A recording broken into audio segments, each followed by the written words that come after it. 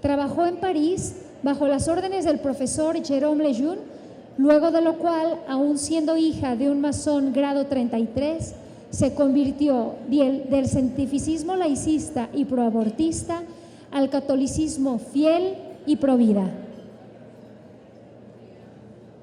Tiene una maestría en bioética y es profesora de diversas universidades e instituciones. Les agradecemos su silencio. Ha enseñado el método de la ovulación Billings en más de 20 países. Es médico consultante de Fertility Education and Medical Management. Imparte conferencias y ponencias en todo el mundo. Ha participado en foros a nivel internacional de la Organización Nacional, la ONU, y ha comparecido ante la Suprema Corte de Justicia de la Nación Mexicana para la lucha contra el aborto. Ha sido miembro de la Academia Pontificia para la Vida del 2003 al 2012, de Consejo de Bioética del Episcopado Mexicano y del CELAM, de la Asociación Panamericana de Bioética, Academia Mexicana de Bioética y del Observatorio Regional para la Mujer en América Latina. Bienvenida, doctora Pilar. Agradecer a Dios la oportunidad de estar aquí, agradecer al Padre Gíjar y todo su extraordinario equipo que debe tener atrás, los que no se ven. Y Cardenal, buenos días. Fue extraordinaria su ponencia, aprendí mucho y después espero me la pase para estudiarla más. Muchas gracias. Quiero hablar del tema que más me apasiona, que como bien dice su eminencia, es la raíz de los temas actuales, ¿verdad? Hoy sé que el dilema actual es ¿me vacuno o no me vacuno? No voy a hablar de eso porque ese tema no me gusta. Voy a ir a la raíz de este tema. Entonces, la conferencia se titula Generosidad en la vida, generosidad en las vocaciones. Quiero primero pasar estadísticamente y que ustedes correlacionen. En los años 60, todas las familias teníamos algún sacerdote en la familia y teníamos 0 divorcios en la familia en los años 60. ¿Cómo está 50 años después esta situación? Y nos va a explicar esto. A los sacerdotes que nos acompañan seguramente no me dejarán mentir y sé que tienen muchísimo trabajo, que han pasado de tener 10,000 fieles que tienen que atender 15,000 y el sacerdote que estuvo en mi parroquia llegó a un lugar donde le tocan 40,000 fieles para atender y los atienden cuando están sanos y cuando están enfermos. Y es un tema que se ha olvidado hablar, que es la generosidad dentro del matrimonio en la transmisión de la vida. Dios se la jugó, porque fíjense, a los seres vivos de reproducción sexual les dio algo que se llama un instinto para mantener que no se extinguieran los delfines, las ballenas, los pollitos. Y sin embargo, perfecto, yo lo hago. Y sin embargo, con nosotros a los esposos los hizo concreadores. Es decir, aunque Dios pone e imprime en nosotros un instinto sexual, una necesidad sexual, Dios quiso que fuera un acto de la voluntad, que expresáramos nuestra libertad, que creo que es el tema que está más en juego con la decisión de las vacunas, el tema de la libertad. Y aunque puso ese instinto, dejó que pudiéramos ejercer un autodominio sobre si se da o no la entrega del acto de amor más grande entre los esposos, que San Juan Pablo II, me encanta el término que usa, que es el abrazo esponsal. Y Dios quiso, nosotros los esposos no creamos nada, no nos hagamos ilusión, es Dios el que crea con lo que nosotros aportamos. ¿Qué aportan el esposo y la esposa? La materia de la cual Dios va a crear. Y fíjense que la creación, no soy teólogo, se los pongo muy como kinder, que es como yo lo entiendo, pero Dios crea las estrellas y las plantas y los animales de la nada. Y cuando llega ese día maravilloso de la creación de cada uno de nosotros, Dios lo quiere así, toma una materia, no lo hace, ¡fum!, Adán, ¡fum!, Eva, sino Dios toma primero arcilla, moldea un muñequito que parecía que era solo un muñequito de arcilla, y Él lo crea con esa materia, da el soplo divino.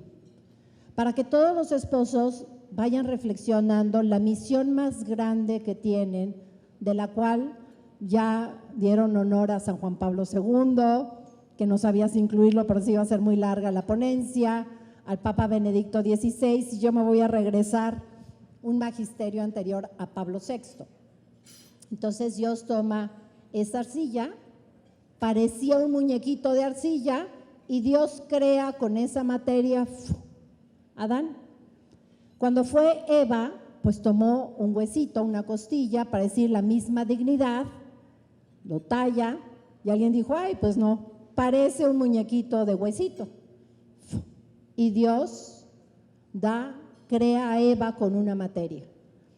No es el tema hoy, pero bueno, están todas las evidencias de por qué cada uno de nosotros inicia su vida en el momento de la concepción, la unión de los gametos, pero Dios quiso que un esposo diera el sí a Dios y a su esposa, y una esposa diera el sí, se diera ese abrazo esponsal, el acto de amor más grande, más sublime y exclusivo del matrimonio.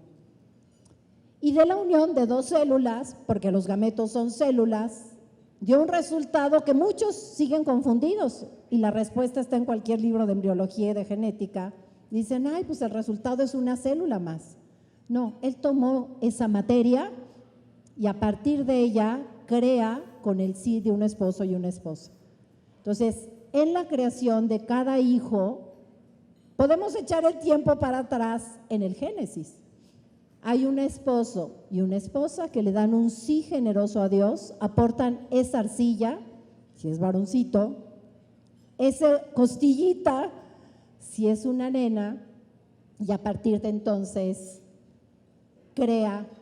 Los esposos somos concreadores. Dios crea con el sí de un esposo y una esposa. Entonces vale la pena esto que ahorita les voy a decir dónde tiene que ver. Entonces, desastre.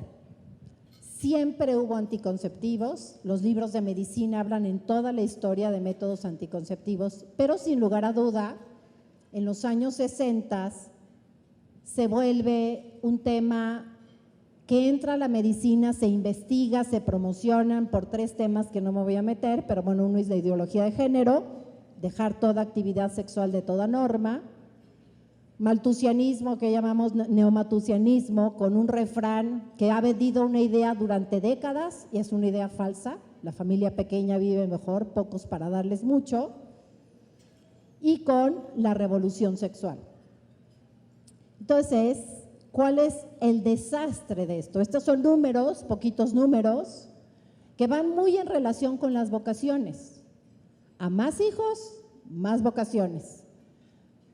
Mi lugar preferido para actuar, yo me dedicaría 365 días al año, todos los días, sería seminarios.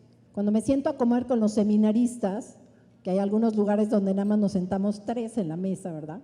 Aquí creo que son muchos, 1000 o no sé cuántos. Y les pregunto, a ver, platíquenme de su familia, ¿qué número de hijos son? Pues muchos de ellos son el hijo 7, el 8, el 12.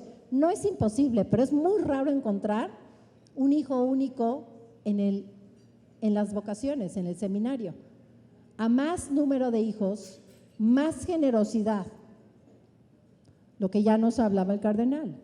¿Por qué? Porque en una familia numerosa se cultiva de manera natural la generosidad. La generosidad para plantearse una vocación, la generosidad para decir sí a la vocación y la generosidad de esos papás para decirle el sí. Cuando es un hijo único, no es que tú vas a llevar el apellido, tú te vas a quedar con la empresa, tú eres la que me vas a dar nietos, no te vayas a ir. Entonces, vean lo que ha pasado, son estadísticas del 60 al 2017, este es a nivel mundial. ¿Cómo ha bajado la tasa de fertilidad? Estaba en 4.5 en los años 60 y ya vamos hasta allá abajo, bueno, no veo bien, pero abajo de 2 la tasa de natalidad. Aquí tenemos esto en Estados Unidos. En Estados Unidos el descenso fue muy rápido, de la tasa de natalidad y vayan pensando, no las tengo yo, pero sería un trabajo de investigación interesante, hacer lo paralelo en las vocaciones a religiosos de la orden que sea, si es diocesana, y ver si hay una correlación. A mí me parece que sí la habría. ¿Qué pasó en Estados Unidos? El descenso fue muy rápido, mucho gracias a la migración.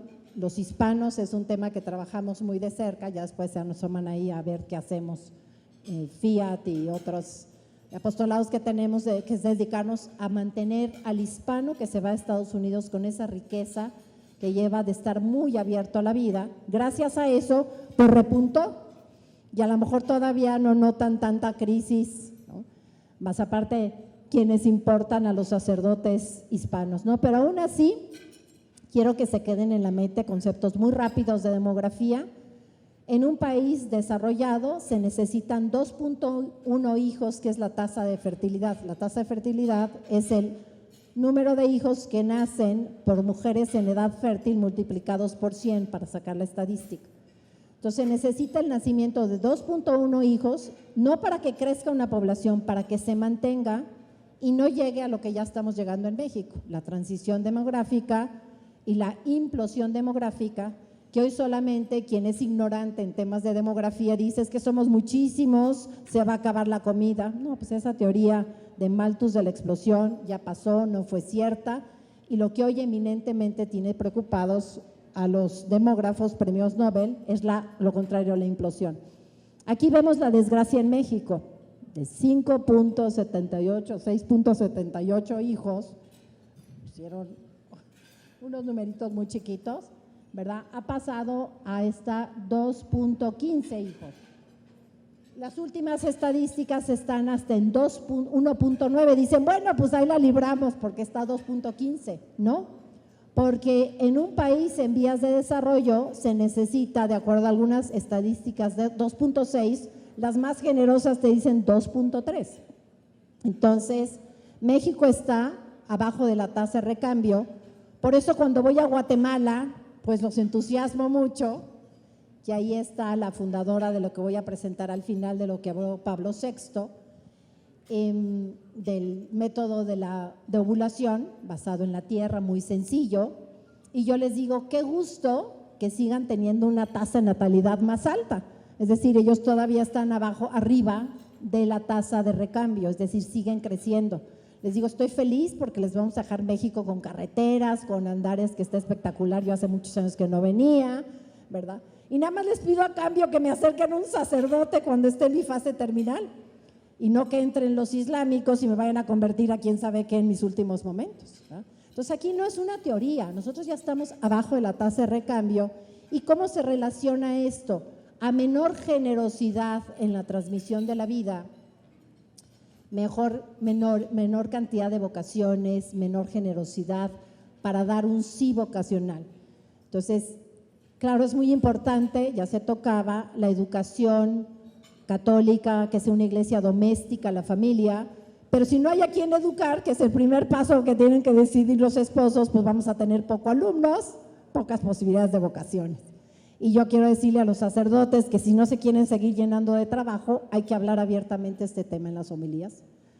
Más apertura a la vida, más vocaciones, menos trabajo para un sacerdote que se sigue llenando ¿no? Aquí está España, también una desgracia importante. ¿Quién nos alertó de esto? Humane Vitae. Fíjense, Humane Vitae con Pablo VI, que en el 2018 cumplió 50 años, fueron sus 50 años de aniversario. Tristemente, digo, no es que yo vaya a todos los eventos, pero yo recibí invitación de 3 eventos en todo el mundo. En uno de ellos, pues no llegó nadie, curiosamente, y era una arquidiócesis en Estados Unidos muy grande y no llegó nadie al evento. A mí me sirvió porque aprendí muchísimo con el padre Miguel Ángel Fuentes, y que me dio clase casi privada, y yo a él para grabarlas, ¿no?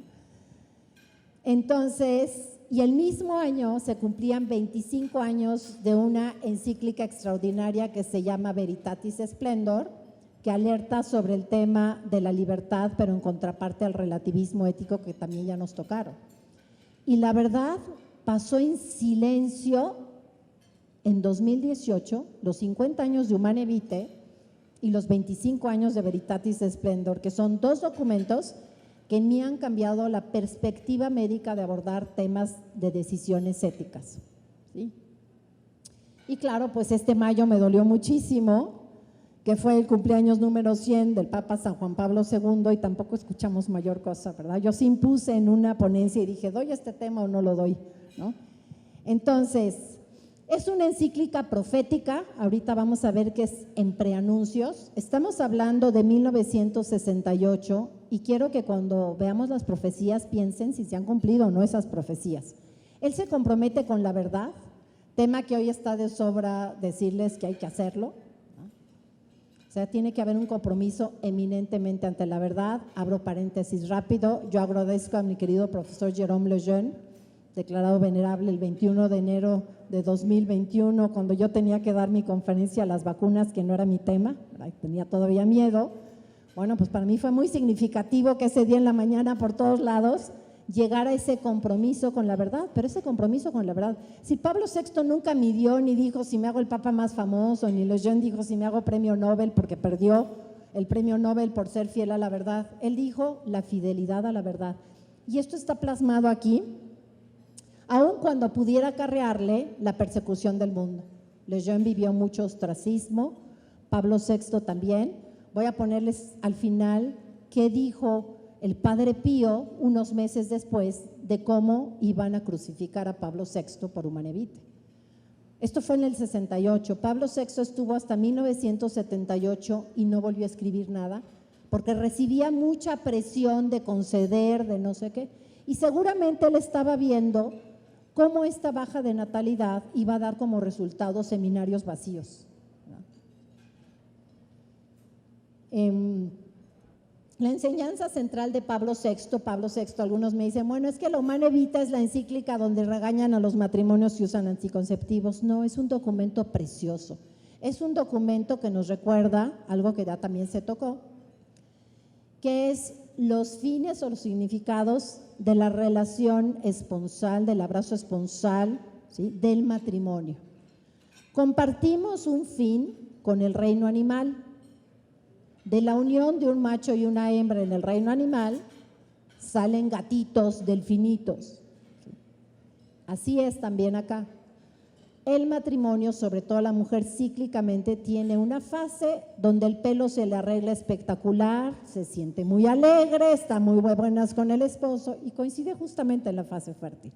Es decir, es un acto que tiene que ver con que no nos autosuicidemos, que es lo que ya ha pasado en los países europeos, como se los puse, y que está pasando ya en México, ¿verdad? Va, sin embargo, tiene otro significado igualmente importante. Si me preguntan, en el Génesis aparece primero, porque primero dice, dejarán a su padre y a su madre, se unirán y serán una sola carne. Y después dice, poblad y henchid la tierra. Yo no digo que uno sea más importante que el otro, pero lo que humaniza la sexualidad es que es el acto de amor más grande, más sublime entre los esposos. Acto que aprovecha a Dios para habernos creado a cada uno de nosotros. Y el acto de generosidad más grande que hemos recibido de Dios y de nuestros papás es la posibilidad de estar gozando hoy de la vida. Entonces, la dimensión unitiva es muy importante.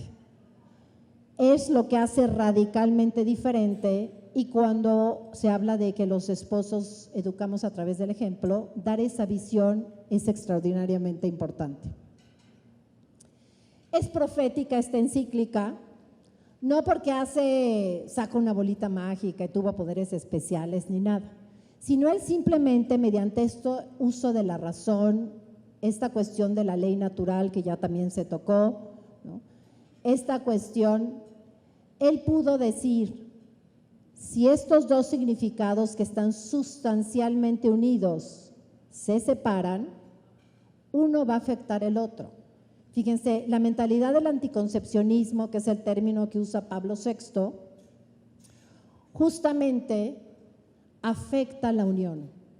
Según esto, y la ideología de Malthus sobre todo, ¿sí?, que sí haya unión, amor, pero no bebés, porque hay que ser muy responsables, entre comillas. Y justamente como en el tema actual, los primeros que adoptaron la bota demográfica fueron las clases sociales muy altas, intelectualmente muy privilegiadas, que corrieron a esterilizarse. La gente sencilla, hasta la fecha, me toca curar corazones de mujeres que hasta ahorita no conozco ninguna que se haya esterilizado de manera voluntaria. Tienen que imponerles la esterilización, porque ellos siguen viendo la vida como un don. Entonces, muchas vocaciones vienen de chicos de familias muy sencillas, donde fueron generosos en el llamado a la vida y generosos en el tema vocacional. Entonces, afecta el otro. Entonces, no solamente engancharse en el anticoncepcionismo afecta la apertura a la vida, las vocaciones, el número de vocaciones, sino también, ¿sí? No me detengo mucho porque no tengo mucho tiempo. ¿Cuál es la enseñanza central después de esta? Entonces, primero hay dos significados íntimamente unidos. Si yo trato de medio borrar el significado de la vida, se borra el significado de la unión, y eso va a explicar su primera profecía. Obviamente habla que el aborto directo nunca se puede hacer como método de regulación de los nacimientos, que en los años 60 se hubiera parecido increíble, en los años 95 en la conferencia del Cairo pues no lo dejaron pasar, y hoy está más que pasado. Hoy muchos abortos provocados se hacen simplemente porque no queremos tener al niño, no tiene ni media razón enmascarada, ni médica, ni nada, ¿verdad? También fue la esterilización directa, cortado de trompas, cortado de conducto deferente. La histerectomía es una esterilización directa, ¿verdad? Y también toda acción que vaya en contra del fin en sí. Entonces, alerta, otra vez vamos a esa alerta desde el punto de vista moral de qué es lo que está mal. Entonces, aquí pongo el fundamento, los numerales, la fórmula positiva, ¿no? Todo acto matrimonial debe permanecer por sí mismo destinado a procrear la vida humana, debe mantener su destinación natural, es decir, tiene que ser el acto de amor más grande entre esposos y se debe mantener esa actitud de apertura a la vida. Porque yo no sé si este hijo que no invite hoy es justamente el que iba a llegar a ser sacerdote, el que iba a ser una religiosa, y ya no lo invité, porque siempre dicen, y es el que iba a encontrar la cura, antes era del SIDA, pues ahora será del COVID, ¿verdad? Pero bueno, pues sí, puede ser también, pero a mí me parece más grave que fuera el hijo que iba a ser esa vocación que truncamos, que no dejamos que viniera.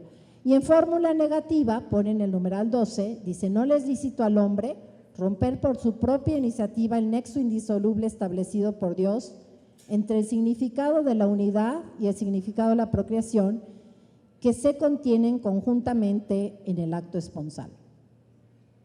Y entonces aquí ya habla más directamente y vamos a llegar a las profecías. Dice, los hombres rectos podrán convencerse más de la consistencia de la doctrina de la Iglesia en este campo si reflexionan sobre las consecuencias de los métodos de regulación artificial de la natalidad.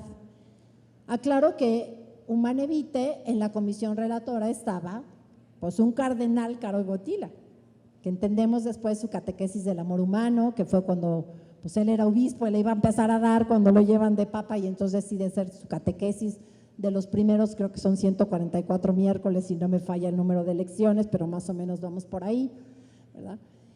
Entonces se va dando una continuidad justamente en este documento extraordinario que se llama Familiaris Consortio, que ya también hicieron referencia. Y entonces hoy queremos saber las profecías, ¿no? ¿Cuándo va a aparecer la vacuna? No sé qué. ¿Cuándo se va a acabar el mundo? ¿Y cuándo no sé qué? Entonces todo el mundo está inquieto en las profecías. Si quieren ver unas profecías dictadas en 1968, desde 10 años después y hoy 50 años después, que se han cumplido todas al pie de la letra, y no quieren ver todo, pues con que se vayan al número 17 de Humane Vitae. Ahí habla de 4 profecías y voy a ir correlacionando cómo afectan al matrimonio y cómo afectan la decisión vocacional. A menor generosidad en el tema de la vida, dentro de la familia, dentro del matrimonio sacramental, dentro del matrimonio sacramental comprometido en la evangelización, menor número de vocaciones. La primera profecía dice, consideren antes que nada el camino fácil y amplio que se abriría a la infidelidad conyugal. Años 60, tasa de natalidad alta. Años 60, prensa cada quien en su familia, ¿cuántas personas divorciadas había? ¿Cuánto se daba el divorcio? Excepcional. Excepcional. ¿Cómo está ahora 50 años después? Tristemente, 1 de cada 2 bodas sacramentales religiosas que celebra cada uno de los sacerdotes de aquí tienen riesgo de terminar en un fracaso matrimonial. Es decir, el 50% terminan en un fracaso matrimonial, que Pablo VI nombró desde el 68. 1 de cada 3, si nos va bien. ¿Y quiénes son los principales afectados en un fracaso matrimonial? Los hijos. Los psicólogos preparan a los esposos, les dan ciertos consejos antimatrimonio, ante evangelio de la vida, ante doctrina de moral esponsal básica. Y nadie prepara a los hijos. Entonces, un hijo que se trunca su principal testimonio de lo que es el amor humano, pues está truncado para dedicarse a una vocación del amor que es una vocación religiosa, una vocación sacerdotal. Segunda profecía. Entonces, ¿por qué sucede esto? Porque cuando se borra el significado procreativo, se afecta el significado unitivo. Al final voy a tocar algo que también toca Pablo VI, que son las características del amor esponsal y se entiende. La segunda es, la primera va a llevar a la degradación de la moral. Aquí es lo que pone Pablo VI en cuanto a la degradación de la moral, ya no lo voy a leer. Pero yo quisiera que pensaran ustedes nada más en moral sexual. Años 60, yo creo que la palabra transexualidad o transexual era de un libro de psiquiatría para los que estudiábamos medicina, no era algo tema, ni siquiera que alguien se imaginara, ¿cómo de que es hombre pero se cree mujer y que lo van a operar y le van a cambiar? No lo habíamos imaginado. Y hoy, bueno, es portada de las revistas, ¿verdad? El transgénero, y creo que hubo un National Geographic de todo ese tema. Ese es un ejemplo de una degradación de la moral, que se entiende con pura anatomía, pura fisiología y todo lo que hablamos anteriormente. ¿Sí? Lo mismo pues todas las demás degradaciones de la moral. Haber aceptado como derecho que una mamá que tiene el santuario de la vida en su matriz y un papá, como cualquier, perdón que compare así, pero macho de una especie, que cuál es el papel de un papá, el papel de un perrito, proteger la vida de sus crías. Por supuesto que el aborto deja un impacto impresionante, fruto de esa degradación de la moral, resquebraja la psicología de un varón, porque de ser el protector de sus hijos, pues se vuelve el verdugo de sus hijos, ¿verdad? Y entonces, ¿cómo queda después su planteamiento vocacional? Aquí tenemos otros ejemplos de degradación de la moral. Tercera profecía, que ha impactado fuertemente la estructura del corazón de una familia, que es el corazón de un matrimonio, es el corazón de una mujer. ¿Quiénes somos las más afectadas en el feminismo, sobre todo de género? La mujer. Y Pablo VI lo dijo en el 68, cuando el grito del feminismo de género fue en el 94, si eso no es profético, no sé cómo le podemos llamar. Pablo VI habla como tercera profecía, la pérdida de la dignidad de la mujer. La mujer se convierte en un objeto de uso. Y cuando el corazón de una mamá amorosa no está presente en el matrimonio, no está presente en la familia, la vocación, que es una vocación de amor, difícil cultivarla. Y como cuarta profecía, que a lo mejor hay vocaciones que no le han llegado a los sacerdotes porque no los dejamos nacer, y más grave, Dios los tenía pensados y por el anticoncepcionismo ni siquiera les dimos oportunidad de llegar. Yo en mi último retiro me entró crisis en la primera plática cuando dijeron, Dios te tiene pensado desde toda la eternidad. Y yo lloraba a mares porque si así es terrible el aborto, llevo cientos de miles de mujeres que atiendo y no abortan, y otro tanto de las que ya las pesco cuando ya abortaron y está heridísimo su corazón. Pero yo decía, al menos pasaron por aquí. Pero ¿qué pasa con aquellas que Dios tenía pensadas y no llegaron? porque en esa libertad de unos esposos no los llamaron a la existencia. Y entonces ya no es decisión de los esposos nada más, porque vean la cuarta profecía, dice, reflexiónese sobre el arma peligrosa que de este modo se llegaría a poner en las manos de autoridades públicas despreocupadas de las exigencias morales. Textualmente sigo leyendo lo que dice la encíclica de 1968, no de ayer. ¿Quién impediría a los gobernantes favorecer y hasta imponer a sus pueblos, si lo consideran necesarios, el método anticonceptivo que ellos juzgaren más eficaz? Pues además, veladamente, pero estamos igual que China, ¿no? La política del hijo único. Hoy difícilmente unos jóvenes se plantean primero el matrimonio, después el matrimonio sacramental y después una apertura a la vida. Esto es una conclusión que saca Lejeune, querido profesor, a partir de esta encíclica, y lo hace muy sencillo. Dice, la anticoncepción es hacer el amor sin un niño. Es decir, es pretender que se dé la unión, la expresión de amor, borrando la apertura a la vida. La fertilización artificial es hacer un niño sin hacer el amor. ¿Cuál es el error de todas las técnicas de reproducción artificial, incluyendo la inseminación artificial? Pues que se fabrica un niño por una vía diferente a la unión de los esposos. Entonces, damos solamente al fin procreativo sin el fin unitivo. El aborto es deshacerse del niño, del fruto del amor, y la pornografía es deshacerse del amor. Todos estos casos en diferentes grados son incompatibles con la ley natural, porque la ley natural, incluso biológicamente, fisiológicamente, bioquímicamente, mediante el ciclo hormonal, la sexualidad en las personas tiene dos fines: la unión, íntimamente unido a la procreación. Dios pudo habernos hecho diferentes, que amáramos por el aparato circulatorio como en el día de San Valentín y nos reprodujéramos por el aparato reproductor, y sin embargo Él no quiso. Dijo una unión íntima de los dos. Y ya también habían hecho referencia que si no seguimos la ley natural, siempre habrá un cobro de factura.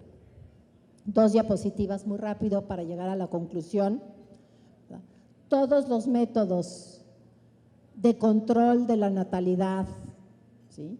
Todos los métodos llamados anticonceptivos, sobre decir artificiales, contrastando con los métodos de regulación natural de la familia, que es el término que usa Pablo VI, son contra natura.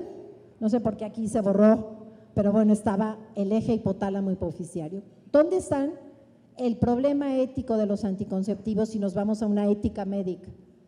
En el objeto, ¿qué se hace? Libro de farmacología, mecanismo de acción o modo de acción. Los métodos anticonceptivos son las únicas pastillas que se utilizan, inyecciones, implantes, para echar a perder lo que funciona bien. Algunos bloquean un eje que viene desde el cerebro y que hace que una mujer, de una manera maravillosa, ovule cada mes, por señales sobre la hipófisis, sobre el ovario y sobre el funcionamiento de la mujer. La ovulación, médicamente y dada la ley de la creación, es un dato de salud. Y si hay la unión de una mujer cuando está ovulando, es fértil la mujer por la vida del óvulo solo 6 horas al mes. Tienen que pegarle esas 6 horas. Fascinante que nuestros jóvenes supieran de verdad información científica de este tema. No saben ni los nombres de las partes del cuerpo. Ya sé que les pregunto y todos me los engancho. El varón no, el varón es fértil todos los días de su vida. Combinados son fértiles 3 a 8 días, 5 en promedio, que es la regulación natural de la familia. Brillante idea, se da un medicamento que echa a perder una función de la mujer. Y la mujer no solo deja de ovular, deja de que se le arregle el pelo espectacular, porque está todos los días así como hombre, con el número de hormonas planito, todos los días igual. Su vocación del amor se ve afectada. Y si una mujer es la que recibe al marido de buenas, ¿no?, que concilia, que es prudente, no pasa por esa fase hormonal, desastre. Pablo VI probablemente lo pensó muy filosóficamente, yo no llego hasta allá, admiro a los filósofos y a los teólogos, yo lo que se palpa aquí de ciencias naturales, pero yo digo, todo lo que afecta bloquearle una función que es normal en la mujer y que interesante, es la única pastilla que echa a perder lo que funciona bien. Y fue la primera clase de bioética o de ética médica que me dio la señora Clotilde de segundo de primaria hace años. No la escuché, hice muchas tonteras 6 años más. Hoy cargo en mi peso la Depo-Provera que les di a las señoras y les causó osteoporosis. Trato de enmendar un poquito todo el mal que hice, ¿verdad? Segunda acción, cuando una secreción que produce la mujer, que es muy fértil, que ayuda molecularmente a pasar los espermatozoides, pasan a veces minutos entre ese acto de amor tan grande y que Dios aproveche de las 2 células y nos haya creado a cada uno de nosotros. Y pone un tapón cuando no debe existir, es decir, bajo progesterona ponen un método de barrera contra natura. El cuerpo del varón y la mujer están hechos para que se encuentren, por eso el varón produce millones diariamente y solo se necesita uno. ¿Qué más evidencia queremos? Y el más triste es que algunos, no todos, pero sí los hormonales, el dispositivo, la pastilla del día después, puede ser que ya vaya viajando por la trompa de Falopio una vez que se unieron Miguelito Sánchez Jiménez, porque el señor Sánchez dio la mitad del material de herencia, la señora Jiménez dio la otra mitad de la material de herencia, y lleguen al santuario de la vida y como dice ahí, esté alterado el endometrio y no sea capaz de implantarse Miguelito Sánchez Jiménez, que podría ser una vocación para el padre Gija.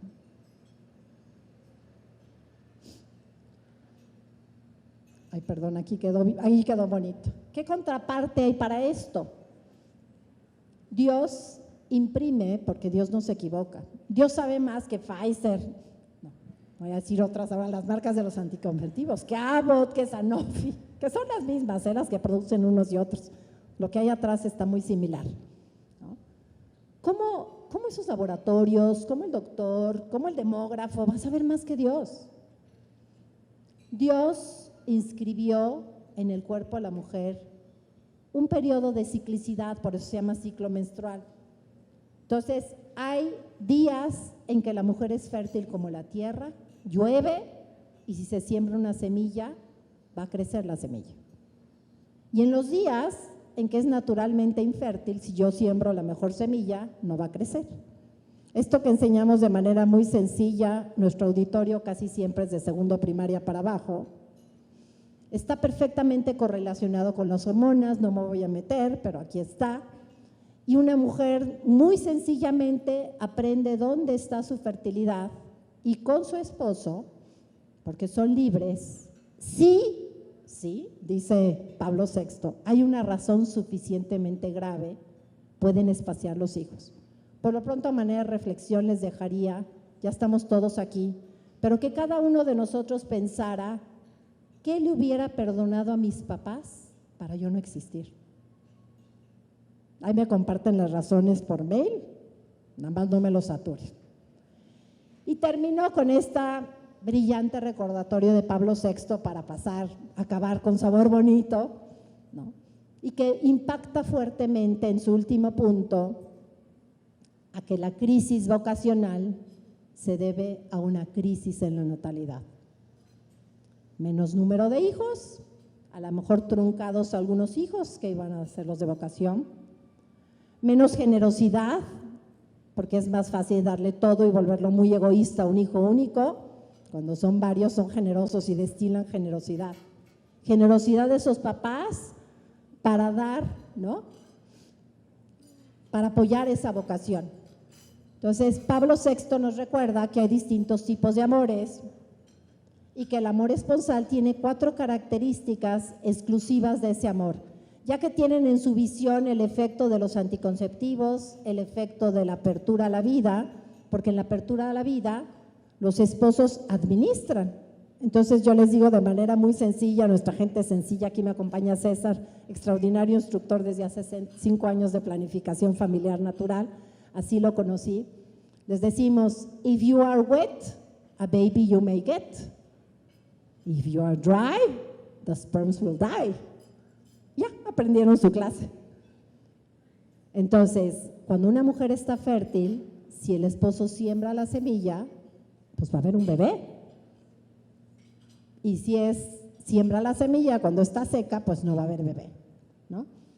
Entonces, no estamos haciendo nada en contra del funcionamiento, se está poniendo en juego la libertad, porque el acto esponsal es un acto de la voluntad como es el amor, es un quererte, no es un sentimiento. Y entonces hay 4 características del amor humano que van a ver cómo se afectan cuando un matrimonio se engancha en el anticoncepcionismo, que es lo que razonó Pablo VI en el 68 y hoy solamente corroboramos tristemente en la estadística. Es cuando dice uno, ay, que se hubiera equivocado. No, lo sustentó en la ley natural y no se equivocó. Entonces dice, el amor humano es un amor plenamente humano.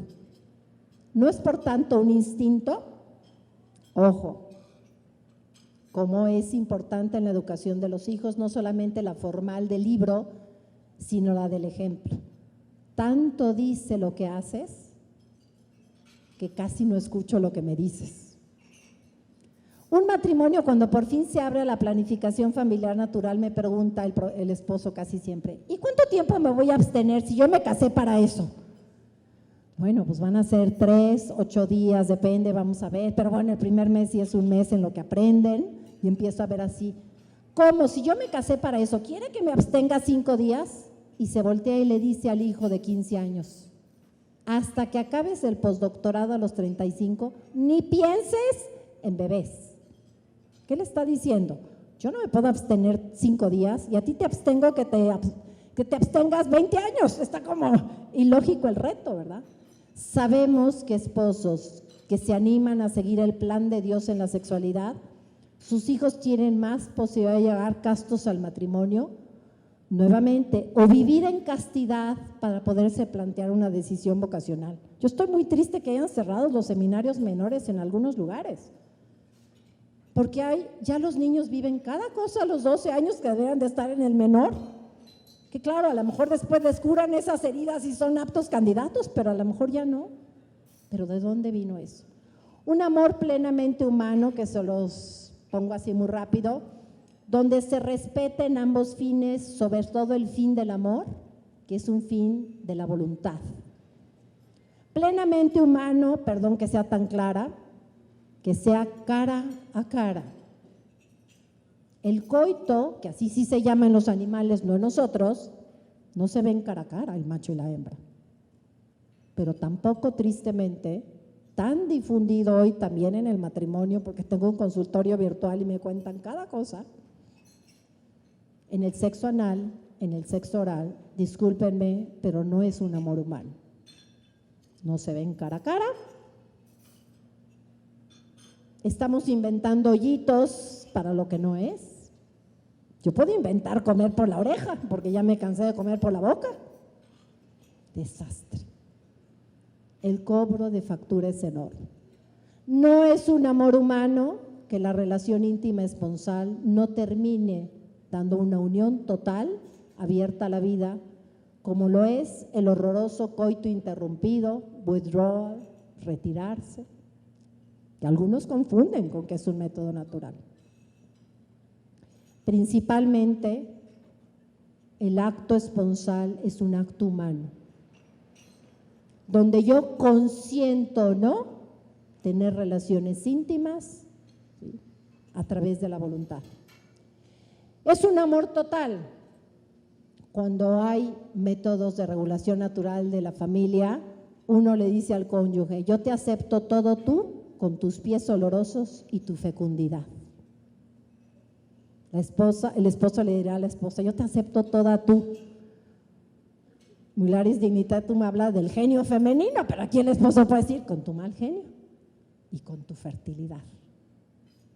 Eso es cuando se sigue un método de regulación natural de la familia. Yo acepto al otro como es, no voy a hacer nada en contra de eso. Lo puedo administrar, sí, por la primera característica, porque es un amor humano. En cambio, cuando se enganchan en anticoncepcionismo, Fíjense, el sacramento del matrimonio es perfeccionar el amor imperfecto entre esposos. Pero ahí el mensaje es: yo te acepto todo tú, menos tu fertilidad. A ver qué haces. La aceptación es total. Entonces Dios trabaja por perfeccionar el amor humano y nosotros herimos ese amor humano. Por eso a Pablo VI no le fue difícil entender la primera profecía. Es un amor fiel y exclusivo. Esos días que si hay que espaciar un hijo, que es esa etapa de fertilidad, que hay esta lluvia, ¿verdad? Y que se marca con unos sellitos para que los esposos sepan que es tiempo de sembrar, ¿verdad? Esos días que se esperan los esposos y hay una razón grave, se cultiva el autodominio. Y entonces, cuando hay enganche en anticoncepcionismo, si llega, yo antes decía lechero, ya no se usa, ahora digo el profesor de pilates, ¿no? Secretaria, quien está acostumbrado a autodominar el acto de amor más grande, exclusivo entre los esposos, bendecido por Dios porque son esposos y sacramentales, autodomina para decir solo con mi esposa, solo con mi esposo. En contraste, cuando hay anticoncepcionismo, es más fácil, como decimos en mexicano, tirar la canita al aire. No se va a notar. La exclusividad cuesta más trabajo cuando se enganchó. Y la fidelidad es hasta que la muerte nos separe. Cuando hay daños y heridas en el amor humano por una falta de compromiso de los papás, más difícil que se patean vocaciones del amor humano. Así como vemos, ahora ya los jóvenes no se quieren casar. Yo cuando hablo con los jóvenes les digo, no se fijen en el ejemplo que les dejamos en mi generación. Es más, yo les pido perdón a nombre de todos, pero también les digo, como genetista, esto no es heredado. Si ustedes ya sufrieron ese dolor en ustedes, ustedes pueden decidir vivir su sexualidad diferente desde que es una sexualidad prematrimonial. Y me imagino que lo mismo pasa en el corazón de una posible vocación. Si está herido en el amor, ¿cómo se va a plantear una vocación del amor?